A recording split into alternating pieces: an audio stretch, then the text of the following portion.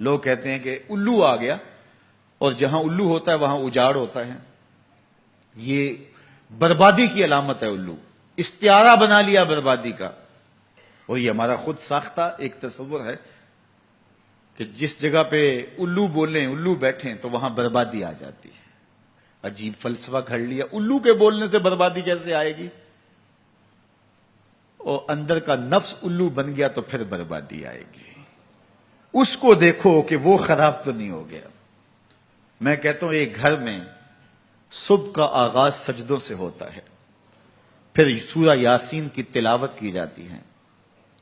سارا دن گھر کے اندر محبت، چاشنی اور پیار سے افراد خانہ کا وقت گزرتا ہے.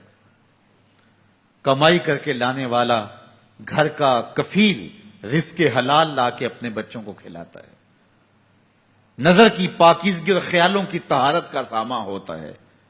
شام کو سورہ واقعہ پڑھی جاتی ہے، سونے سے قبل سورہ ملک کی تلاوت ہوتی ہے. دہلیز پہ آنے والے سائل کو جھڑکا نہیں جاتا، مہمان کی عزت کی جاتی ہے، تکریم دی جاتی ہے. گھر کو صاف ستھرا رکھا جاتا ہے.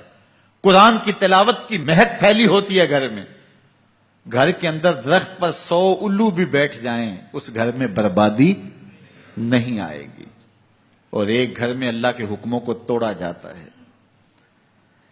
افراد خانہ ایک دوسرے کو گالم گلوچ کرتے ہیں. قرآن کبھی کھول کے کسی نے نہیں دیکھا، سجدے کی کسی کو توفیق نہیں ہوئی، تو گھر کے اندر جو مرضی رکھ لیں برکت نہیں ہوگی. میاں یہ تو تمہارے اعمال کا نتیجہ تھا، لیکن تم نے لگا دیا الو کے کھاتے کہ الو بیٹھ گیا، یہ سب کچھ بربادی ہوئی. تم نے وعدے توڑے، تم نے لوگوں کو 2 نمبر مال دیا، اس لیے تمہاری فیکٹری برباد ہوئی، اس لیے تمہاری دکان نہیں چل رہی. کہ تم کہتے کچھ ہو دیتے کچھ ہو. ایک مرتبہ جو دھوکہ کھاتا ہے وہ دوبارہ تمہاری دکان پہ نہیں آتا. یہ الو کا کام نہیں ہے، یہ تمہارے نفس کے الو کا کام ہے. لیکن تم نے الو پہ مڑ کے کسی منحوسہ، یہ فلاں منحوسہ ہماری دکان پہ آئی صبح، آج سارا دن گاہک ہی نہیں آیا. کیا فلسفہ تم نے تراشا؟ تو فرمایا ولا ہاما، الو بھی کوئی چیز نہیں. ولا سفرا، اور نہ ہی سفر کا مہینہ کوئی چیز ہے کہ آپ سفر کے مہینے کے نام لگا کر کے کسی چیز کا انکار کر دیں. یہ اللہ کی طرف سے ہے جو تمہیں نصیب ہوتا ہے.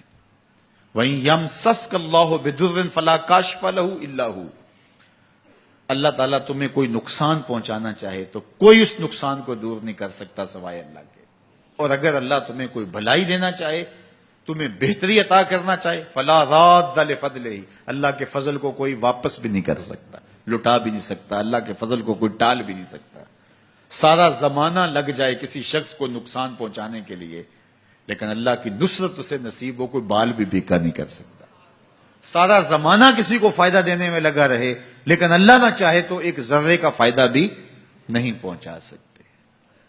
ایسا ہوتا ہے نا کہ مریض بہت دولت مند ہے اور اعلیٰ سے اعلیٰ علاج گاہ میں اس کو پہنچا دیا گیا. ہر وقت 5-6 ڈاکٹر اوپر کھڑے ہیں، ایک ایک سانس کو کنٹرول کرنے کی کوشش کرتے ہیں. کئی مشینوں کے اندر ایک ایک چیز کا ہر وقت ٹیسٹ ہو رہا ہے، لیکن موت آئی تو سارے ڈاکٹر ایک سانس کی بھیک بھی نہیں دے سکتے. اور دوسرا بیمار پڑا ہے، ہاسپٹل والوں نے بھی جواب دے دیا، اس غریب کو کسی پرواہ نہیں کی ہے، اس کو باہر جھاڑے میں پھینک دیا. میرا مالک شفا دینا چاہے تو اسے عطا کر دے.